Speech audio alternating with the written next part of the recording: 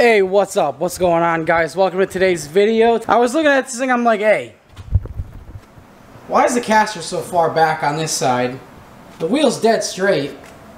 The car doesn't pull to any side, but the caster's farther back on this side, as demonstrated here. You can see I can do that there. Yeah. Weird. And no, I'm not done with the body work. Over here is like, you know, just weird. So I'm gonna try to look it up and see, because I literally just noticed this.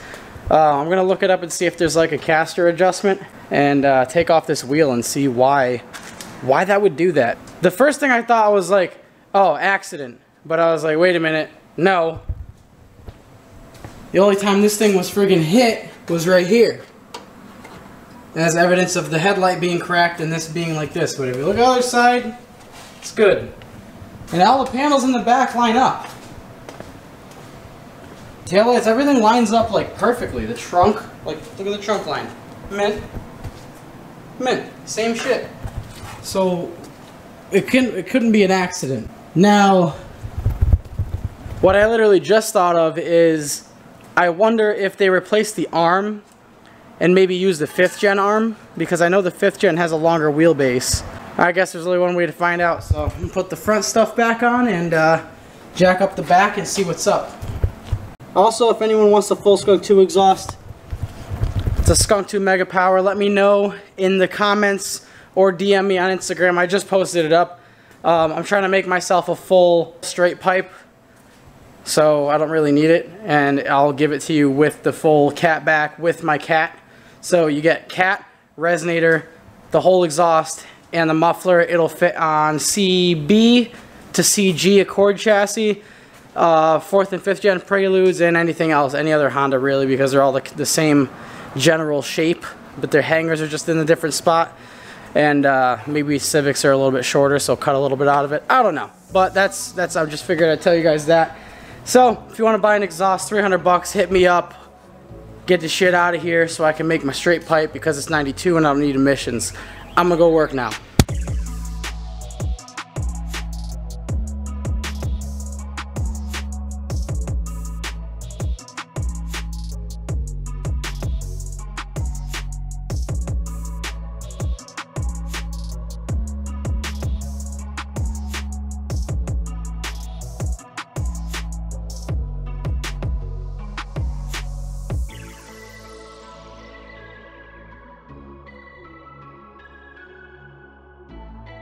Now, I'm going to measure from this bolt over here to the end of this, and that is 27¼ inches. So from the mounting bolt to the ball joint cap, the end of the ball joint cap, it's 27¼ From this to this, 26.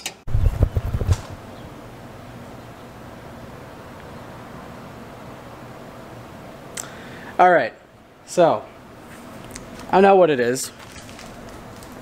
I know the only way I can fix it right now. Oh man.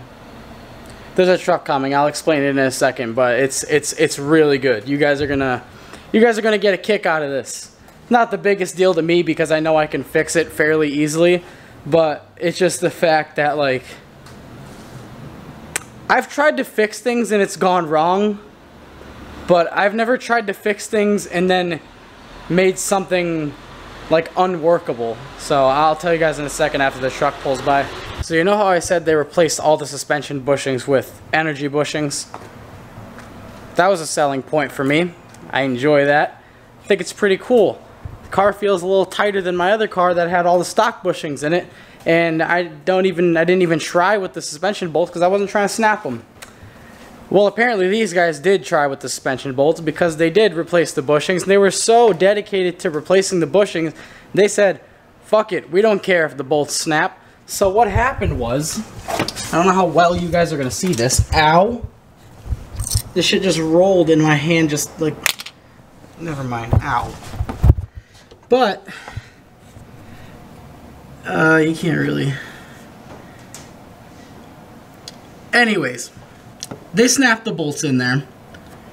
So they were like, alright, fuck it. They still took it out. They cut it out, I'm assuming, and replaced the bushing. You can see right here, the bushing is brand new and it's a solid bushing. It's not like a freaking regular dookie bushing. It goes on both sides right here. The other bushing is like... The other bushings are known to go bad on Civics and Accords and Preludes and all the Hondas pretty much. And it'll make the rear wheel bounce like a mother fricker. So I'm glad they replaced it, but their execution was shit. Because they just fucking cut the tab off and then welded it back on. And they welded it like an inch too far back. So, the only way to fix a shitty cut and weld is with another shitty cut and weld. So, obviously the bolts are stuck in there. I can't do anything about that. But, on the bright side, I have aftermarket bushing, so I don't have to ever replace the arm. So, what I'm going to do, as you probably might have thought yourself if this happened to you, was, well, the wheel's too far back, and there's no adjustable arms made for these cars, and these guys freaking zeked up the thing. I don't know how the alignment is so good. Like, maybe they just welded it, like, slightly back, and, like, it was in the same exact spot by chance, but, like, what the hell, dude? Like, I don't know. I just think it's, oh, dude, these are 5th gen upper control arms, I just realized. 4th gen upper control arms don't have this plate. That's cool.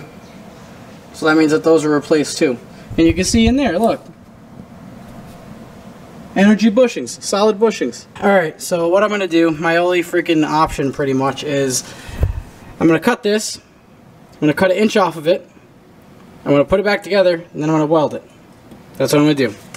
And I feel like this is a little bit easier to do, honestly, so it could definitely be worse. Because on my Z, I have tie rods that I welded. Like, I cut the tie rods, shortened them, and welded them, and they've been to 4 drift events, or 4 drift events as is, at, like, those tie rods.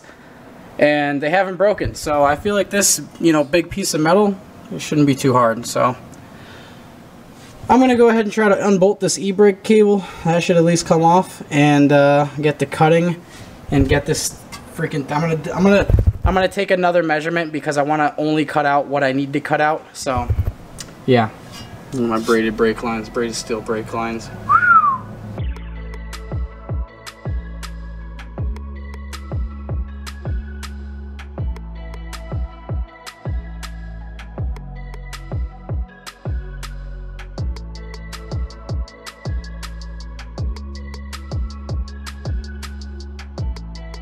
$26.5. 3/4 inch I have to cut out of that, so less than an inch. Alright, so obviously this is tapered, so you're going to want to do it on like where it's even. So obviously I'm not going to do it here and here. I'm going to do it here and here because that's where it is the same size and will line up and won't drive weird and etc etc, you guys get it. So I'm going to do that. Cut this right now.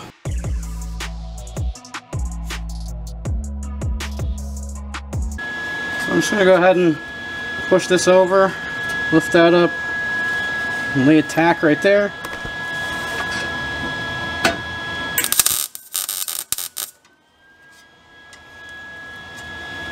Fair enough.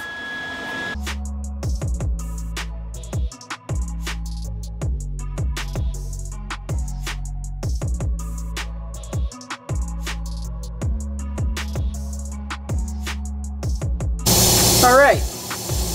Well, that should be good. That should hold pretty damn straight. Looks pretty damn straight. As in, like, I cut it symmetrically and welded it good. So, I guess the last thing to do would be to put the wheel on and see what the measurement's like. So, the gap between the fender, or the side skirt, and the tire on both sides is 2¼ inch, which is spot on. So there's the untouched, non-broken side, and here's the corrected side that was broken. Not broken, but misaligned. So I guess that solves that, because that was really weird. I got here and I just was like looking at the fender arches. I'm like, wait a minute, why is this wheel so much farther back? Like, it was a solid like I said, well, it was farther than that back, but that 3/4 inch translated into about 1.5 inches of difference, like up here. So I'm just glad I fixed it. All right, well, anyways, now that that's done, a little coat of black paint, some Rust-Oleum to prevent the rust from coming back. Remove my bullshit. It's bolted back up and such. And if you guys want to look, it didn't mess with the suspension geometry or anything. Everything is still dead straight. Like, look at the arms. Everything is mint. So that's good, you know. I'm hyped. I'm also hyped that I got these freaking 5th gen upper control arms because they're a little bit more beefy. That is a very, very hot and melted weld. For anyone wondering, I had it on C, which I guess unless you have one of these welders doesn't mean anything to you, because nicer welders have like linear controls instead of like clicks. But it was on the heat setting C, and I was on like a little bit above 3, and then I went down to D and down to 2. Basically what that did is I got a good solid tack, then I went over it with like a kind of like a tall bead, and then I went over that bead with a really wide bead. I don't know if you want to call it a bead. I went over it with a really wide weld, a really hot and wide weld that flattened out that bead and kind of like fused the metal. Like the metal is now one. There is no two. Like there's no crack in the back of it. Like I melted it that much. So if you guys ever have to do something like this, just make sure that the arm that you're doing it on doesn't have very much tension on it, because if it does, you need to weld it very solid.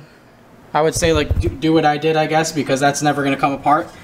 And stuff like this, like if you're modifying knuckles on 240s and stuff, definitely use the highest heat setting and heat it up before, especially because it's just literally just cast iron. Definitely whatever welder you have, like the highest heat setting, and it really helps if you have like MAP gas torch. You just torch the absolute shit out of it. And yes, I can give a little bit of advice on this because I've welded a couple knuckles in my day. Alright, I did Don's, I did Travis's lower control arms and knuckles, still on the car to this day, drift event, blah blah blah. You guys get it. I've welded like I think 6 or 7 diffs, so yeah, I think I'm decently experienced in at least this. My stuff may not look the absolute prettiest, but that damn ain't gonna go nowhere. Alright, I'm gonna get the car back on the ground. I think this is Operation Success for the day. Yeah, there you go, there you go. It's a clear view. So I'm gonna overlay a screenshot of what it looked like before, and now what it looks like. So that's a success. Very nice. Toe hasn't changed. That's good. It shouldn't change. It has toe arms. Camber's still the same. Obviously, like I said yesterday, when you lower Hondas, they get camber. That's okay. So yeah, I guess mission complete on this. We're doing good.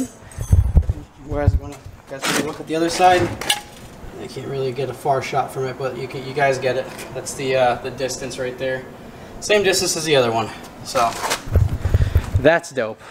But anyways, I think that's about it for this video, because I was really worried and I thought I was going to spend a whole day on this figuring out what it was, but I guess I diagnosed it and fixed it pretty quickly, and should be a pretty effective fix. So if anything like this happens to you guys, first of all, use extractors. Don't sell cars to people. Like, if this was sold to someone who like couldn't be bothered to do something like this, they probably would have sold the car or like brought it to the junkyard, dude. I don't want to see another freaking, I don't want to see 4th gens going to the junkyard. Send all the damn Tauruses to the junkyard, dude. I don't know, but like the freaking 4th gens, fuck, man. Well, anyways, this car is in my hands now, and anything like that happens, obviously I'm not going to worry about that for a while. I'm going to try to source a new bracket and see if I can just throw this on the lift over there at some point later in this car's life and fix that.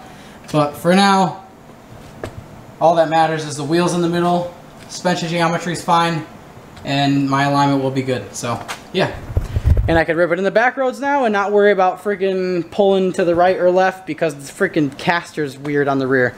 I can't believe the wheel's dead straight on the thing. But anyways, I will see you guys next time. Thank you for watching. Subscribe if you have not. let me know what you guys think about this. Have you guys ever run into a problem like this where you bought a car and it's like, and then you find out like weird stuff? Like the guys were trying to fix the car. Like they put like hundreds and hundreds of, like they put at least $1,000 worth of just suspension shit on this car, between the sway bars, the strut braces, all the freaking bushings, all the hours to put the bushings in. Like every bushing on the car is an Energy Solid bushing. So I guess they were really committed to that and they didn't care what the unibody thought. So anyways, at least they welded it, you know, to the right spot, and it's not just like on the thin floor pan, it's on the friggin' mounting point. But that's enough talking. I did a lot of talking. I'll see you guys next time. Thank you for watching. Subscribe if you haven't, again, because I always do this twice, and I will see you guys tomorrow. Peace out.